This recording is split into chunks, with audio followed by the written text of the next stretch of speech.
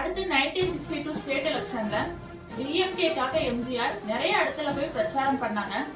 அந்த டைம்ல அண்ணா தோற்றாலும் எம்ஜிஆர் நின்று பிரச்சாரம் பண்ண இடத்துல எல்லாம் எம்எல்ஏக்கள் ஜெயிச்சிட்டாங்க. டோட்டல் 50 சீட்ஸ் ஜெயிச்சு ஸ்ட்ராங் அப்போசிஷன் பார்ட்டியா வந்து நின்னாங்க. அதே வருஷத்துல எம்ஜிஆர் சட்டமன்ற மேலவை உறுப்பினரா நியமிச்சாங்க, MLC member of legislative council. But அந்த பொறுப்பை 2 வருஷத்துலயே அவர் ராஜினாமா பண்ணிட்டாரு. ஏன்ற சரியான ரீசன் சொல்லல. எம்ஜிஆர் சினிமால இருந்து டோட்டலா விலக சொல்லி கட்சியில இருந்து நிறைய அழுத்தங்கள் வந்துச்சு. பட் அதுக்கப்புறம் தான் அவர் சினிமால ரொம்பவே இன்வால்வ் ஆனாரு. ஏன்னா சினிமாவை அவர் மக்கள்கிட்ட பேசுற ஒரு ஆயுதமா பயன்படுத்திக்கிட்டாரு.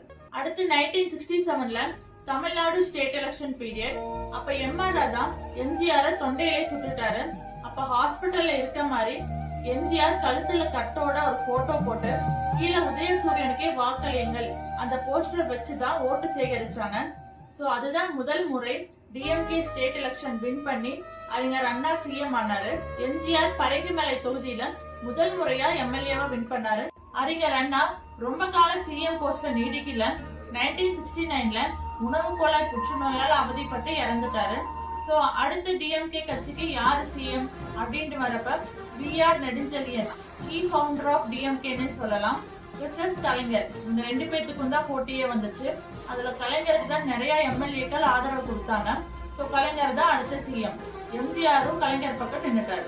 இதுக்கு நடுவுல நம் நாடுங்கிற எம்ஜிஆர் படம் ஒன்று ரிலீஸ் ஆச்சு. அதுலதான் வாங்கையா வாத்தியாரையா சாங் வரும்.